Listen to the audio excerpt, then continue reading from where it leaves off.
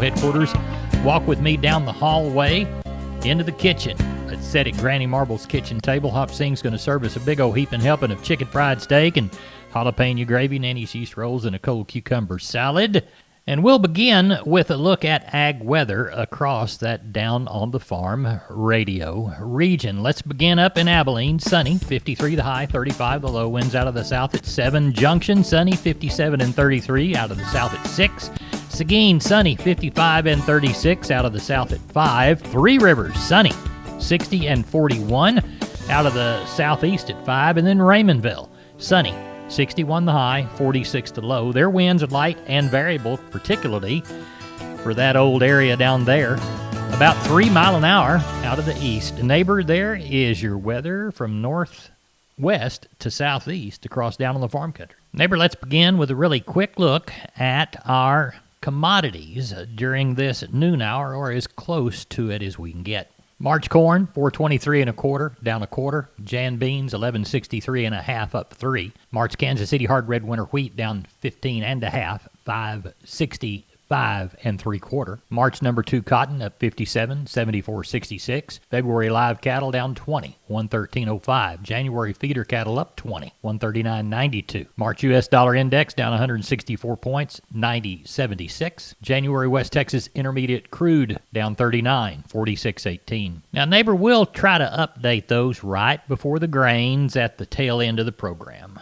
Neighbor, I need a little bit of time to work on the grains and to find us some livestock market operator reports. In fact, Kenny Mingus just called, and I took his call off the air. We're going to air his report here in just a little bit. We'll also talk to Russell Heller and some of the other folks within the region that sold toward the end of the week. We'll talk to some of the people that are selling today. But we'll begin to do that after we talk to Tom Nicoletti from the Texas Farm Bureau Radio News Desk. Tom, what's today's topic on Texas News and Views? Protecting beef cattle. I'm Tom Nicoletti with Prime Cuts on Texas News and Views from the Texas Farm Bureau Radio Network.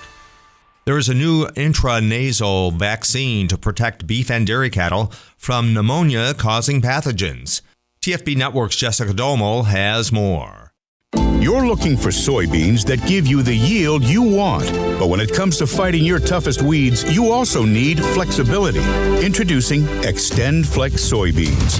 Elite genetics with triple tolerance to dicamba, glyphosate, and glufosinate. The yield you want, the choice you need. Learn more at extendflexsoy.com. Always read and follow IRM where applicable, grain marketing, and all other stewardship practices and pesticide label directions. Earlier this year, Merck Animal Health released a new vaccine to help cattlemen and women prevent pneumonia in their herds. Chris Thompson, Merck Animal Health's Technical Services veterinarian, joins us to discuss Nasal Gen 3.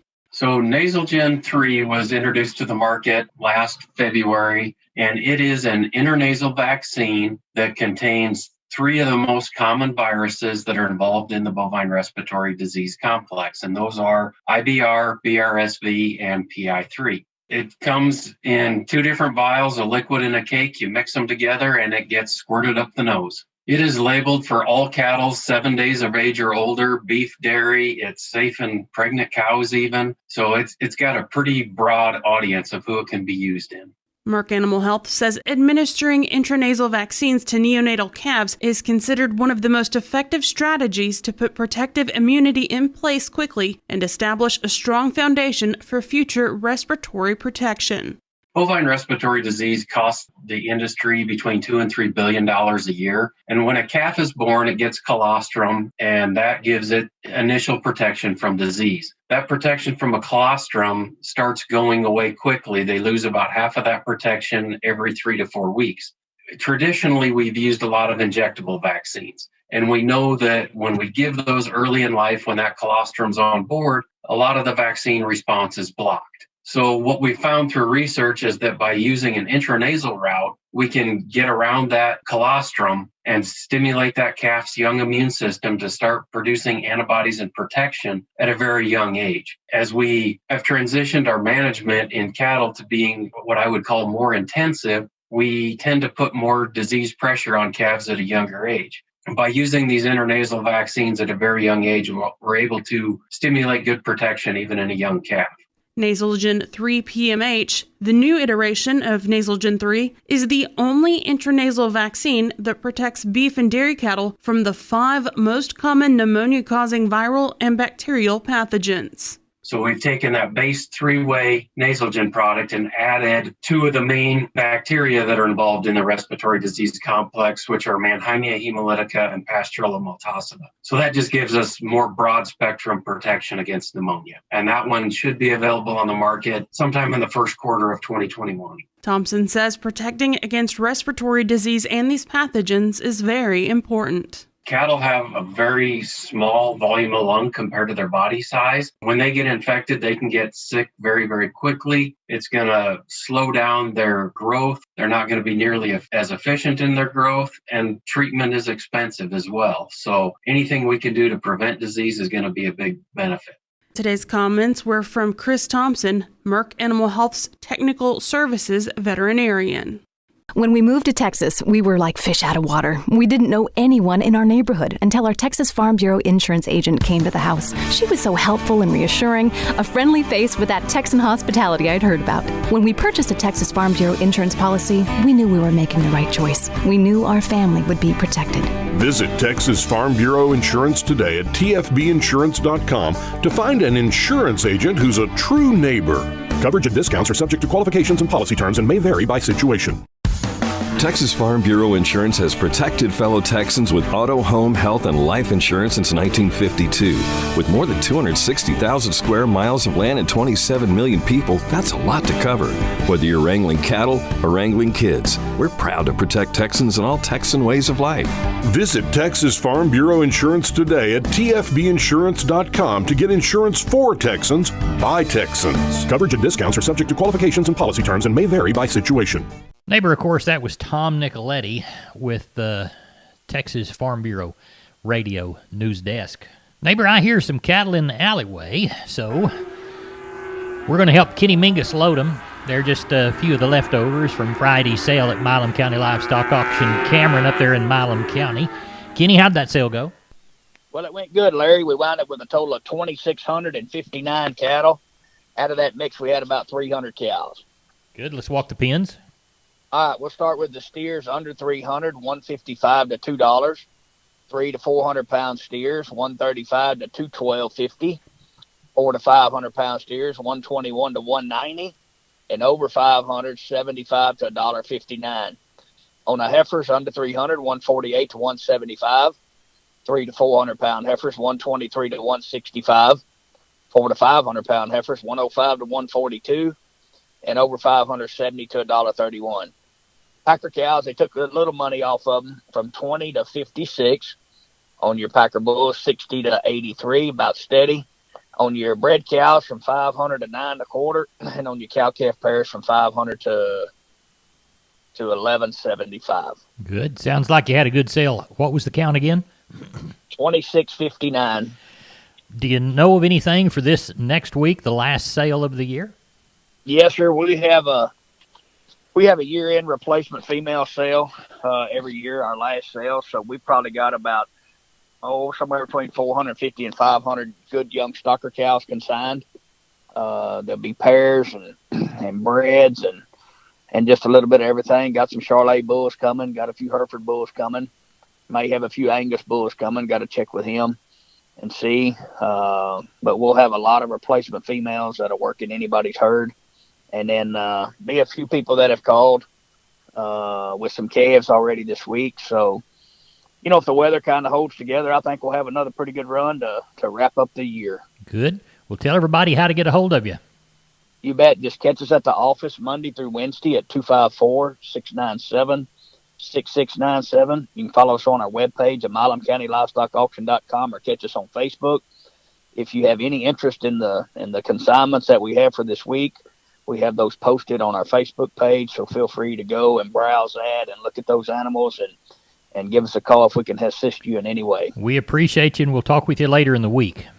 Hey, thank you a lot, Larry. Have a great week. You too. Bye-bye. I'm on the line with Julie from D&D. Julie, a lot of people only think about feeding deer during season, but you need to feed them all year round, don't you? Yes, sir, and we got several different proteins that are great for that, but we also got your apple corn and regular corn for if you're just going out on the weekend to go hunting. Tell everybody how to get a hold of you, Julie. All you have to do is give me a call at 830-379-7340, or you can come see me in the store. I'd be glad to chit-chat with you. Neighbor Hop Singh says he is ready to serve while he rings the lunch bell and ladles up that jalapeno gravy all over Nanny She's Rolls, chicken fried steak, and a cold cucumber salad.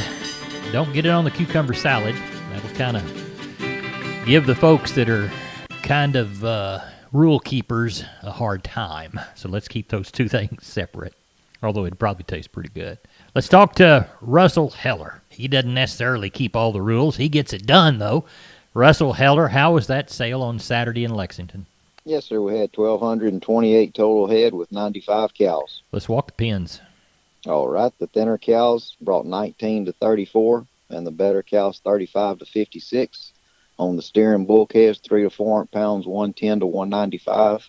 4 to 5 weights, $1.05 to 175. 5 to 6 weights, $1 to 157. 6 to 7 weights, 95 to 132. 7 to 8 weights, 90 to 124. On the heifers, 3 to 400 pound heifers, $1.05 to 160. 4 to 5 weights, $1 to 140. 5 to 6 weights, 95 to 127. 6 to 7 weights, 90 to 119. 7 to 800 pound heifers, 85 to 115. And we just have one more sale coming? Yes, sir. One more on the 19th. All right. And then the next one will come back on the, what will it be, the 9th? Yes, sir. January the 9th. Tell everybody how to get a hold of you, please. Yes, sir. You can get me on my cell, and that number is 979-820-7002. McCoys.com, McCoy's Building Supply. Still family owned, strong, growing, and relevant for our ag community. Farm and ranch panels and gates, field fencing, welded wire panels, barbed wire, and electric fencing. Shop online and find products and the store near you at McCoys.com. You know, neighbor, we had some good sales on Friday. In fact, I'm going to send the cowboy crew down right now to help Rodney Butler get rid of the cattle he sold last week and begin to build a big loop and gather cattle for this next Friday sale. It'll be the last one. Rodney will talk to us about that last sale. But, Rodney, we need to hear about the one on Friday. We had a good sale. You know, that old market on the good cattle are selling good. The heavier calves bringing some pretty good money, and your lighter calves, if they're good light calves, they're bringing all right. It's just all them in-betweeners that just hard to get them sold. We had even 600 head of cattle. We had 2 horses, and we had 8 sheep and goats. Your 2 to 300 pound steers were $1.14 to $1.60. Heifers $1.10 to $1.21. 300 400 pound steers $1.16 to $1.51. Heifers $1.14 to $1.37. Your 400 500 pound steers $1.08 to $1.61. Heifers $1.08 to $1.32. 5 to 600 pound steers $1.03 to $1.50. Heifers $1.07 to $1.27. Your 600 to 700 pound steers $1.07 to $1.26. Heifers $1.02 to $1.24. Your 700 to 800 pound steers $1 to $1.18, and heifers were 92 to 97. Packer cows, we had some good slaughter cows this week. They brought anywhere from 29 to 63 cents. Bulls brought from 56 to 96. Our young stocker cows brought anywhere from 44 to 74 cents, with some bred cows dollaring out around that 1,025. And our pairs that we had this week brought from 850 to 1110, sir. Good. Do you know of anything for this sale? I do know of some cattle coming this week. They're going to be some crossbred cattle. Probably, I know of 100 and some odd calves coming. They're going to be mixed crossbred steers and heifers mixed, and I'm sure we'll have around that 400 to 600 head this Friday, and this will be our last sale. December the 18th will be our last one for this year, and we'll come back January the 8th. Tell everybody how to get a hold of you, Rodney Butler. Yeah, if I can market y'all's cattle anyway, y'all call me at 361-358-1727 or call me on my mobile, 645-5002. We appreciate you. Thank you. Thank you, and take care. I'm on the line with Julie from D&D. Julie, what do you want to tell us about today? Well, I was going to let you know that we got all the cattle cubes you could possibly need, 12, 20, and 38% protein cubes for your cattle. We also got the Crete, Precon, and several other fantastic feeds for all the cattle needs. Tell everybody how to get a hold of you. If you call me at 830-379-7340, I'd gladly pick up, or you can even come and see me in the store. I'd be glad to talk to you for a few minutes. Neighbor, we need to open up the row crop segment of our program right quick. At the tail end of it, remember, we'll update the commodities and do the grains. But before we do that, let's go to Kerry Martin. He's talking about cotton in the Panhandle, I believe. Right, Kerry? A disappointing High Plains cotton season is confirmed. I'm Kerry Martin with Focus on Agriculture on the Texas Farm Bureau Radio Network. As reports come in from farmers and ginners, this year's cotton season in the Texas High Plains is turning out to be just what we thought it would be. Pretty disappointing. James Hunt reports from Amarillo.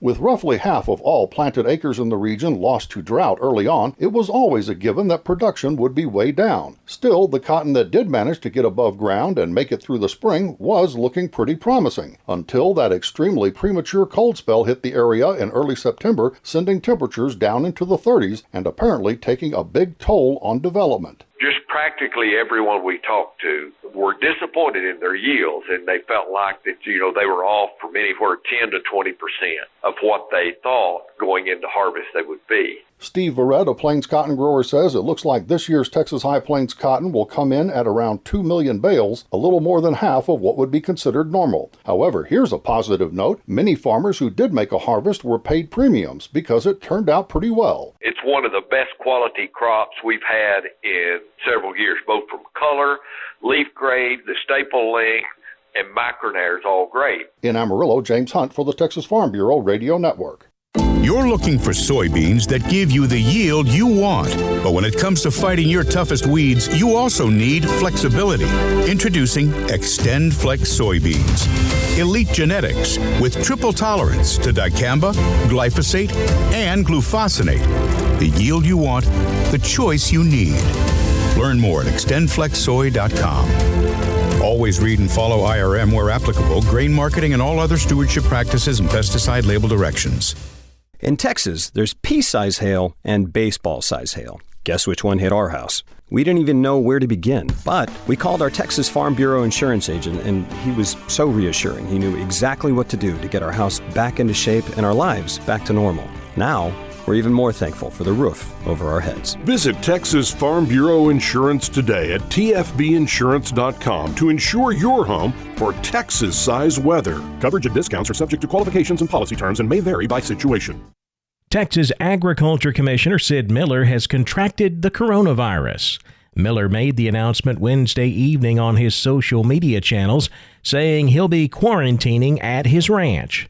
Miller says he's not feeling his best, but he's survived rodeo injuries, broken bones, hip, knee, and shoulder surgeries, West Nile virus, and cancer. So he feels very confident that he can beat COVID-19 too. I'm Kerry Martin on the Texas Farm Bureau Radio Network. Neighbor, I'm not but 60 years old, but I remember irrigating with a big old 2-inch tube and a ditch that at sometimes we cut with a shovel out of that old Floyd County dirt. But I can remember when my brother quit farming there in the Panhandle and then went to Nebraska, and they were using some tubes, but then they had center pivot systems that metered out water by the drop.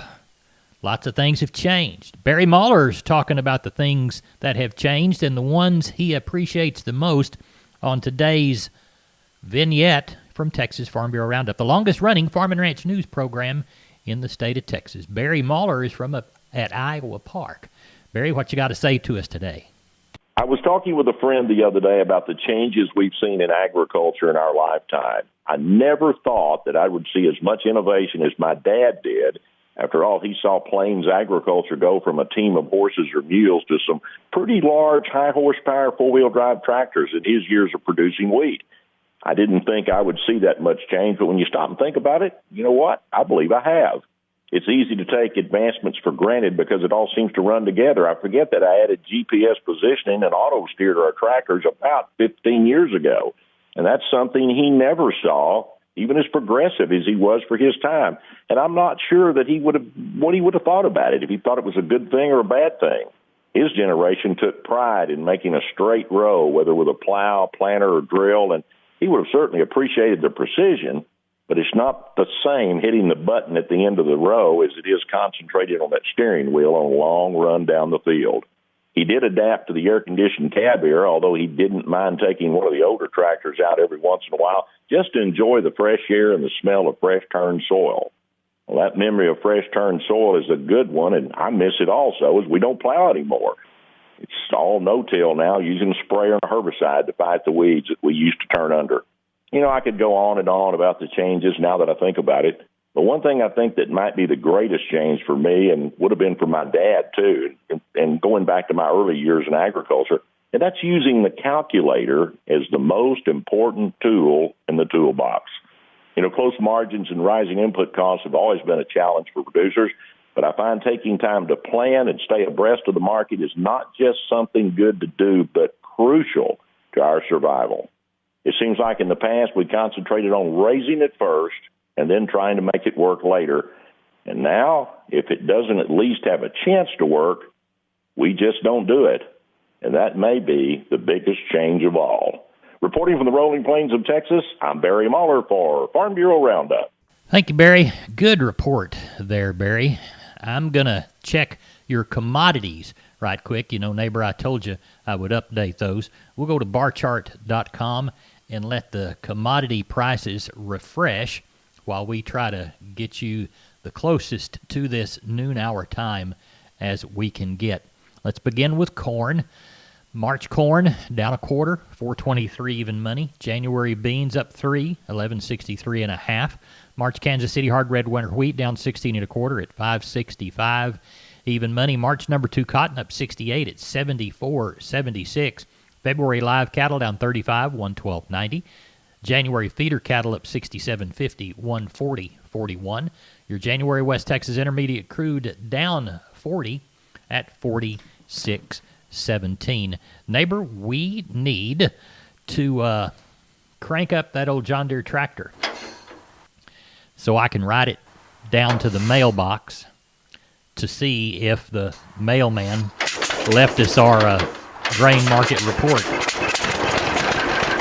Well, we got it started with the help of a little bit of ether on a cold morning. Let's take a look at those grains right quick.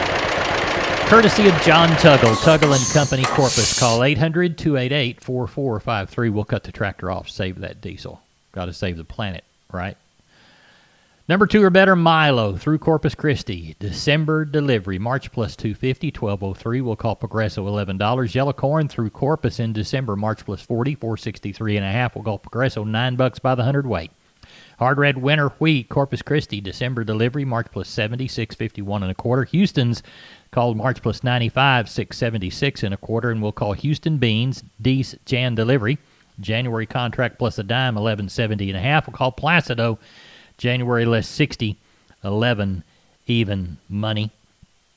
Continuing Chinese demand for U.S. corn and South American weather remain the two most important factors going forward, and currently they both have lean in a bullish direction, so those prices might remain bullish. They sure have on cotton. 4,919 bale of East Texas moved Friday. 16,027 of West Texas. That brings it to 20,946 at an average price of $70.70. Neighbor looks to me like that's all the time I've got for my program. I call it Down on the Farm, and I call you my neighbor. And neighbor, we appreciate you listening to the best darn farm show in the whole state of Texas. Come on back tomorrow. Hop Sing will make a sludge. Until then, good day and God bless.